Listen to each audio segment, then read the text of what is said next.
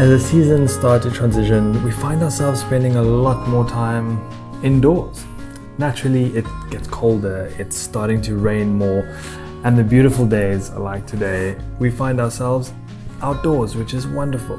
But this video is all about this time of the year and what we can do when it comes to the slower days, the shorter days, the colder days.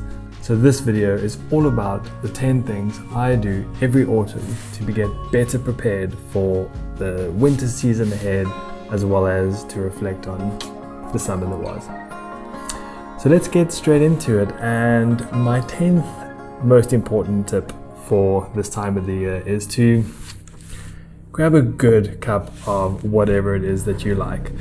This is a nice cup of healthy lemongrass tea straight from the garden. It chills you out, gets you focused.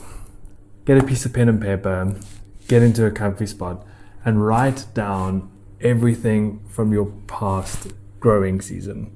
Whether that is the last summer past, and you can do exactly the same thing in spring, but document down what the previous growing season gave you. For me, tomatoes were a complete and utter failure this summer, mostly due to the fact that my dogs ate all of them. So now I know for next year, I need to try and find some kind of trellis or something I can put around the base of my tomatoes so that the dogs stop eating them. The same with the carrots. They somehow sniffed out carrots. So there are a couple of learnings I've got from this last summer growing season that I want to make sure I don't forget about when it comes to next summer. So this is a really good time to sit, calm down, enjoy your garden, enjoy the time of transition, and reflect on the season that was. So coming in at number 9 is knowing your weeds and whether they are harmful or beneficial. The autumn to winter season, as things start cooling down, bring with it a lot of weeds. If you are mulching correctly, that is. If you have thick layers of mulch and you're not busy tilling and disturbing the soil, you really shouldn't be having very many issues with weeds. But just know that weeds are correctives in something that's missing in your soil. So in that case, make sure you know what weeds to look for. So for me, personally, I make sure I remove all grasses. There are a lot of grass sprouts in here from obviously the heavy winds that we've had have brought in a lot of seeds. Those I will remove. We do have a lot of clover. Clover I'm not touching because clover is a nitrogen fixer. It's also a really good ground cover that you can just chop and drop. There are so many benefits to clover.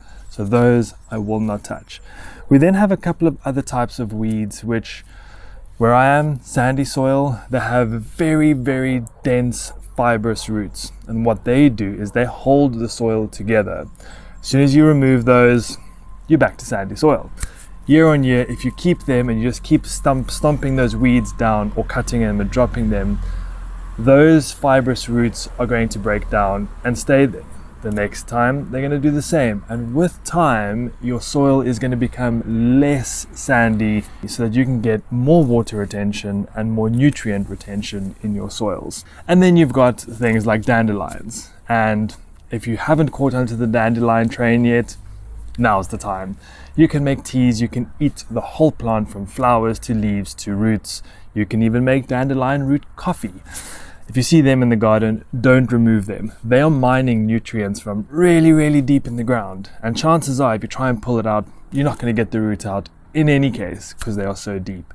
So dandelions, leave them, enjoy them, harvest them, and get all the nutrients that they offer into your body or back into your soil. The next one is knowing your pests and diseases that come with your local growing climate.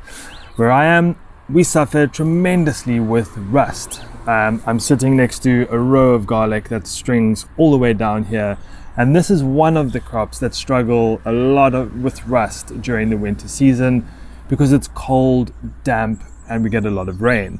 So for that, I know I need to make sure that I have a copper fungicide ready, and I need to start applying that quite regularly. Otherwise, I simply won't get any garlic harvest from my garden based on my climate. Then I also know that the cabbage moth is very invasive and destructive. Here I am. So Bacillus thuringiensis, or BT, I've done a really great video on that, which I'll tag for you, is another thing that I add onto all of my brassicas. I selectively spray them to make sure that I'm not busy impacting any of the other insects and beneficial butterflies and worms and caterpillars and all of those things in the garden that the birds enjoy. By only spraying specific plants, I know that I am busy targeting a very specific pest. Everything else, quite frankly, for me is fair game and up to nature to decide. So the only two things I do is to prevent rust and similar diseases. I'll use a copper fungicide, selectively spraying, and then using Bacillus thuringiensis, which is a mouthful, on my cabbages, brassicas. So that includes kohlrabi, kale, cabbage, you name it, just to make sure that they don't get completely annihilated by the cabbage moth. And while we're here, let's talk about the next one, which is right underneath these paws of mine, and that is your pathways. Invest in your pathways. So what I will do is I will add in layers of straw from the chicken beds. I will find horse manure wherever I can, and I will lay them in the pathways. I have little steppers so that I don't compact the soil. But what this is doing is it's allowing me to create a whole new little mini ecosystem outside of my beds that is adding lots of nutrients into the soil. So if I look at the trees around me, and there's a pear, tamarillo, olive, pear, no, peach, and another nectarine, lemon tree. They're all intertwined in this small little food forest, but what's happening is their roots are spreading all over. And with the pathways in between, it's a really, really great opportunity for you to add a lot of nutrients into your soil. And if you wanted to, at the end of the season, pick them up and throw it onto your beds. You can use it as a mulch, you can add it as a compost, but using your pathways as a way to further invest in the health and quality of your soil is a really underrated tactic that, specifically in winter, where things break down quite quickly with a lot of moisture and rain, is a very, very powerful thing for you to be doing this winter. So moving along, we get to successive sowing. This is a very, very important thing to be doing now and throughout the winter season if you want continuous harvest in your garden. Here in front of me, I have a whole bunch of leafy greens. So there's Viking spinach, tatsoi, kale, all of those. I have some of them growing in the garden already, but what I've done is I've started the next batch. So as soon as those are harvested, these are ready to go in their place. There's some beetroot and some other spinaches in here, which, as I said, once those are ready to be harvested, or at least have reached maturity, the next batch can go in. This is quite an overlooked portion of gardening, specifically with beginner gardeners. You get so excited, you plant everything out, you wait for it to grow, harvest it, and then you're like, uh-oh, what now? Successive sowing takes experience, practice, and knowing your climate so that you know how far you can push your growing season. But in essence, it's a fun trial. You can keep things growing. As soon as one thing becomes taller, you can start slotting things underneath it. For instance, a Brussels sprout that gets really tall, you can start putting tatsois, Chinese cabbages, any pak choi, anything like that around the bottom, so that you're covering the soil and you're using what was covered by the small plant, now has become taller, opened up its stem and created some space to plant. That's the joy of successive planting. Find creative ways to slot things in as others get pulled out or cut out and matured, but don't overlook this step this year and you'll see how much more food you are able to grow in your allocated space. The next one is knowing the arc of the sun in your region. This is one that a lot of people struggle with, where they'll just find out that their plants simply aren't growing in winter, or they're taking an incredibly long time to mature. This is why the arc of the sun moves, and as you can see in this picture right now, my morning sun is hidden behind this big Cape ash tree, where in the summertime it is very much above the tree and already shining light. So I know if I need very sun hardy plants, they need to go in a different part of the garden. If I need some plants that can tolerate some shade or partial shade throughout most of the day, they can come into this main growing area. So make sure you know the arc of your sun and adjust your planting accordingly. So now that we've entered the top 5 most important things to do in your autumn garden to prepare for winter, let's get into number 4. Now we're really starting to get into the important things which can make or break your entire growing season. So number 4 is know what to plant and when to plant it. For instance, now is the perfect time, which is March in South Africa, and autumn is autumn all around the world. And depending on your climate, once again, making adjustments. But now is the time to get your garlic in the ground. Along with your garlic are your other bulb and root crops like kohlrabi, beetroot, carrot, turnips, parsnips, all of those root crops, as well as the leafy greens. So make sure, going back to one of our other steps, you have your succession planting in place for things like carrots, beetroots. Know when you need to start succession planting. On carrots though, you don't want to put those in modules because you're going to end up with wonky carrot roots. Those you need to direct sow. But turnips, beetroots, those can all go into modules, and you can start those ahead of time, so when you harvest one, put a leafy green in and put the beetroot somewhere else. But get your garlic in the ground along with your other root crops now, and then know what you can and can't grow. Because if you plant the wrong thing at the wrong time in the wrong season, you ain't gonna get much. So make sure you know what to do to maximize the harvest you get in your given winter autumn growing season. Now we get into one of the most important things when it comes to winter growing, and that is mulching. Number 2 is probably more important, obviously, because it's the second most important thing. But coming in at number 3 is mulching. Why is it so important? Well, first of all, you need to feed your soil. Mulching, using natural mulches like leaves, straw if it's not contaminated, grass clippings in small amounts, those all cover the soil. And as they break down, they release nutrients and you feed your soil. Then also what we are doing is we are covering the soil to maintain a consistent temperature.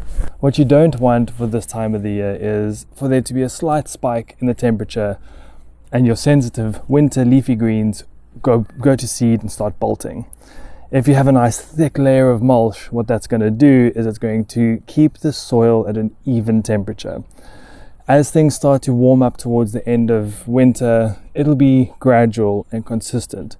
If it's not covered, you're going to have up and down temperatures, which is not going to work very well for your plants. So mulching is incredibly important, using a natural organic mulch that'll both feed your soil and all the life in it, as well as keep the soil temperatures consistent for healthy plant growth. So it might be hard for you to see what is inside these small beds on either side of me, but I know they have been coated with a generous amount of homemade compost and then have a beautiful, healthy layer of leaf mulch on top. The combination of homemade, high-quality compost along with leaf mulch is a great way to feed your soil. Just remember, what you are doing is you are feeding your soil, which feeds microbes, worms, microorganisms, all of that. They then leave excretions, which are your fertilizers, which feed your plants. As soon as your mindset shifts to feeding your plants, you neglect the soil life, and then you end up needing a lot more things like pest prevention, insecticides, pesticides, because the immunity and health of the soil is out of balance, but you're having abundantly growing and fruiting plants. You need to think of it other way around. Feed your soil will release all the nutrients your plants need. Your plants will grow the way they should, at the speed they should, And with that will become a reduction of pests and diseases, healthier plants, and more nutritious plants. So the second most important thing you have to do right now in autumn is give all of your beds a healthy dose of homemade or high quality compost. Yes, I'm sitting in a bed of flowers, and there's absolutely nothing wrong with that. These are gorgeous dahlias that absolutely bring the garden and the house to life. But that's not why I'm sitting here. I want to share the most important thing that you can do this autumn and winter, and pretty much your entire gardening career, in some comfort and style. This is a big one, and a lot of people struggle with it. And what it is only grow what you eat. I find so many videos talk about grow this, interplant this with this, with that. But very few actually talk about stop, hang on, think about what you and your family actually eat. I see endless pictures of these beautiful beetroots, but every second person I speak to doesn't like beetroots.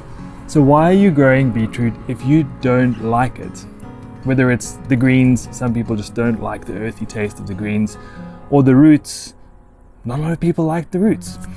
If you're making smoothies, things like that, grow lots of it because you're going to need a lot of it. But don't grow it because the charts tell you that's what you must grow in winter. If you have a lot of green smoothies, for instance, or you have a lot of salads, make sure you have a lot of leafy greens. Don't waste the space planting carrots if you don't eat a lot of carrots, because they do take a while to mature and they do take space. Rather use that space to interplant things like mizuna and, let's say, garlic chives, or spinach, baby spinach, lettuce interplanted with a few other things. That is the smart way to garden. Otherwise, what you end up with is a garden full of beautiful things that the charts tell you to grow that you're not going to eat, but you're going to throw away, compost, which is all good and well, but it's a waste. So don't waste your time, effort, and space growing things that you don't enjoy eating yourself.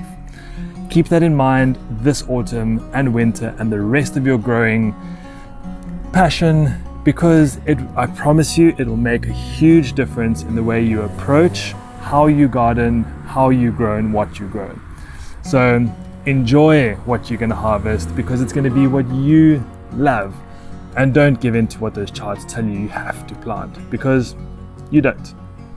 If you found value in these 10 tips to get ready for autumn and winter, please give it a thumbs up. Please consider subscribing to my channel where you can follow my journey, everything I'm going to be doing, and please pass this on to your communities and like-minded growers so we can all share amongst each other, share knowledge, and all grow bigger, better, and healthier food at home. Until next time, happy gardening.